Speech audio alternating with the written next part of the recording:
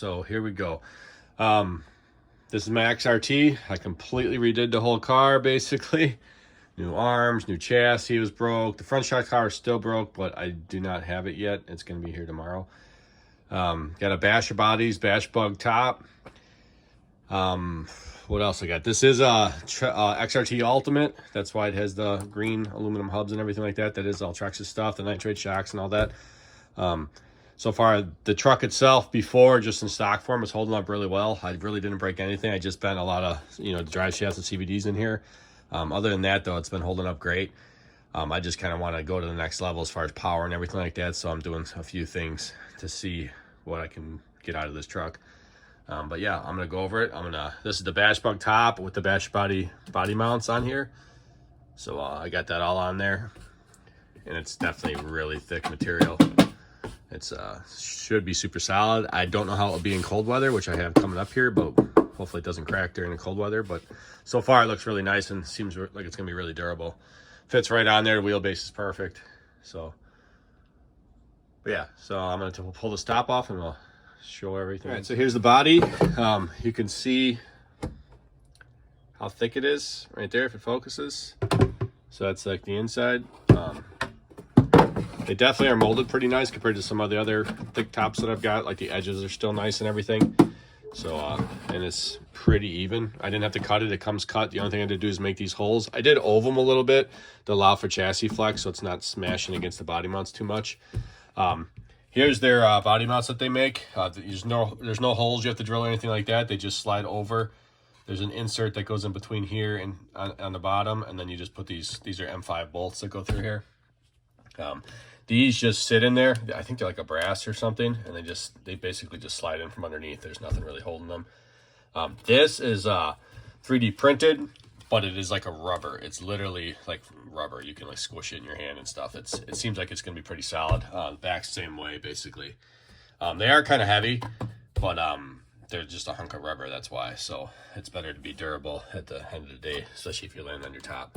But it sits right on the shock tower still, with support the way it sits. So they should be pretty good. And then on the back here, I'm trying out the Hot Racing wing mount thing here. So I took the stock one off. I got the Hot Racing one in here that they make. It's supposed to be like a nylon, so we'll see if it holds up or not. Test that guy out. I got the aluminum gear covers, because it is the Ultimate. It came with all that. I did put the blue arms on here all the way around. Still running the stock drive shafts and everything for now.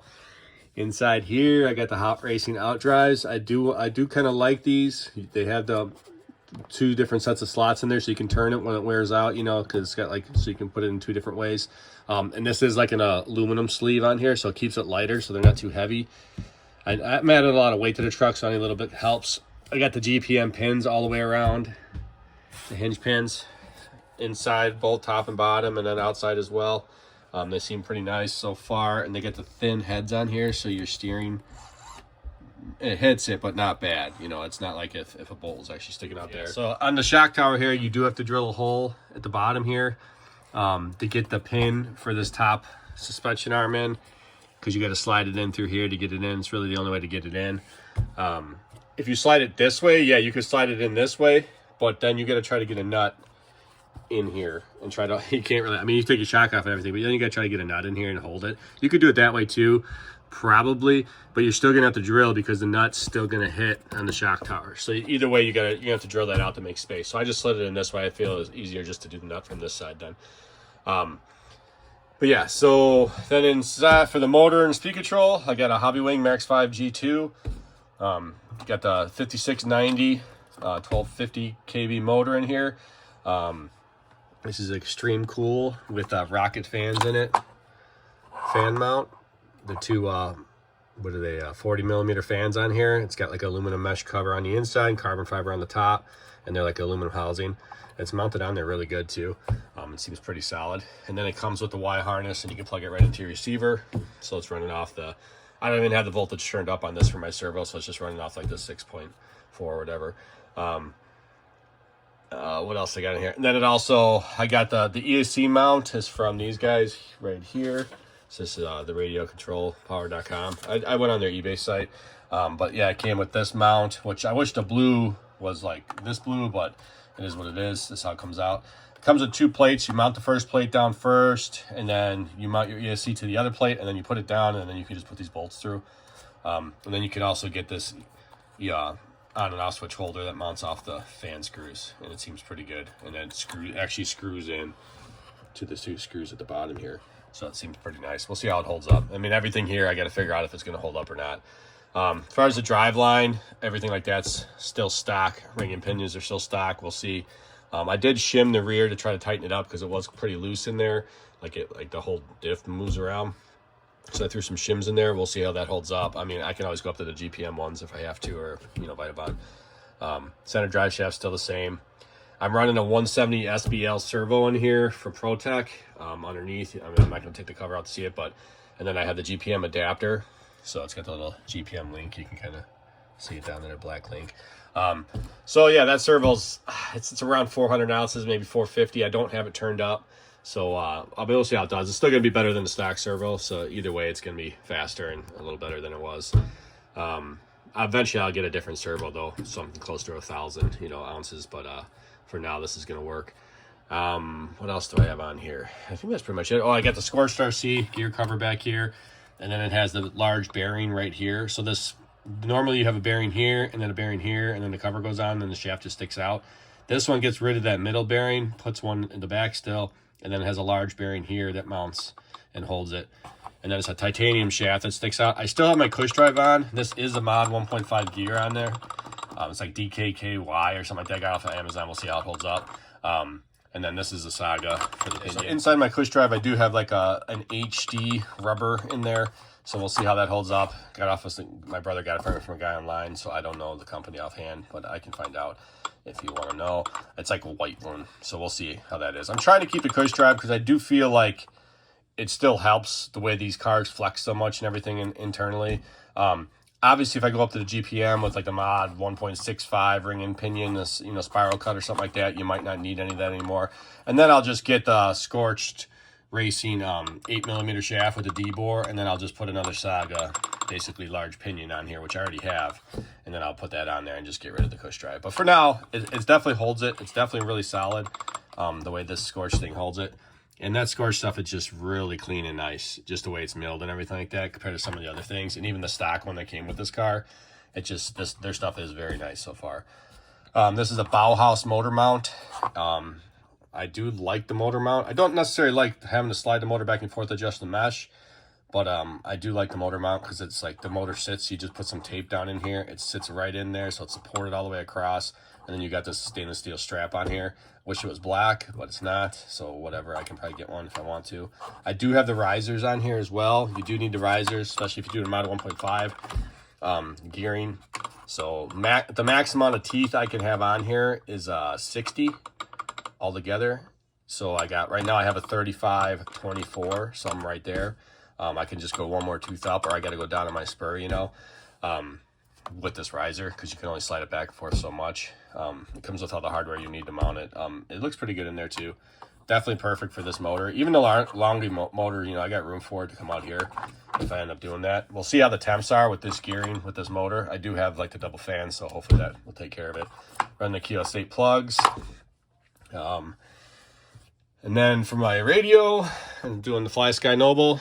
This is probably the best radio I've ever had in general, just overall. And I got the M17 from Sanwa, but for racing, that one's nice. But this thing overall, just how easy it is to use, how easy it is to program. The battery lasts forever because there's two batteries. There's one in the handle, and then this bottom one charges the one in the handle. I'm talking, it lasts forever. Almost like twice a year you would charge this thing. And then if you have somebody that drives with the opposite hand, you just swivel that over there and you're good to go. Like, you don't have to do anything, which is really nice. And then the receivers are only like 35 bucks. They're not bad. It's got really good range. I mean, and this was 180 bucks. I got it like before COVID. But it's definitely the best radio I've ever had overall, like for everything that it can do. I'm going to switch over, even my race cars, I'm going to switch over to this and get rid of my other stuff, because then I can just carry one radio. It's really easy to program. The screen works great. And the most important thing is the battery lasts forever. So you don't have to, oh crap, I forgot to charge it, you know. This thing just, it's always full. The receivers are kind of big, but they do fit in here, no problem on the Traxxas. So here we go, we're running. They're just at the minimum voltage on here in the BEC, and you can hear these fans. They definitely push some air out here. I think that's going to keep the motor pretty good. We'll see. I just move my steering around. Hold on. Put this back over here. All right. So that's stock voltage on this like kind of grippy stuff on here. It's not too bad, actually. My servo saver, you know, that's pretty loose. Let me see if I'll put it up in the air real quick. So I got the tires kind of propped up. They're still touching, but they're kind of barely touching. But yeah, so I have it at the 6 volts, so it's the minimum voltage on the BEC. I did not turn it up at all, and that's just a 170 SVL. It's pretty good. I mean, it's definitely better than stock still. It's over 400 ounces on the 6 volts, I'm pretty sure, something like that. I don't have the little sheet in front of me, but yeah, so I'm going to do some running. Let's see how this goes. I got the scale here. That stands about 1.2 pounds, so we're going to throw this guy on there. And we got 28 pounds. So went from 21 to basically 27 pounds by adding all this stuff.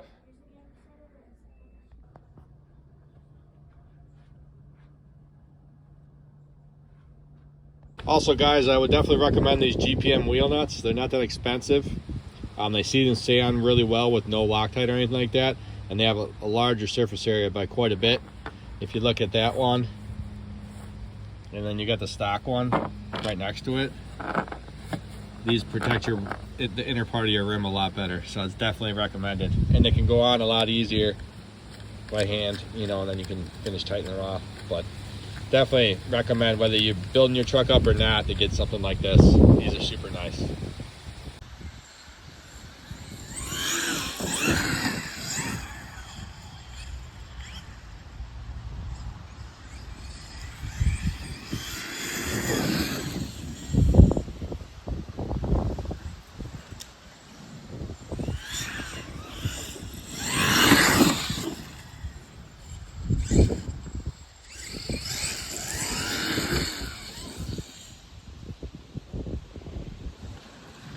You can't even put it down.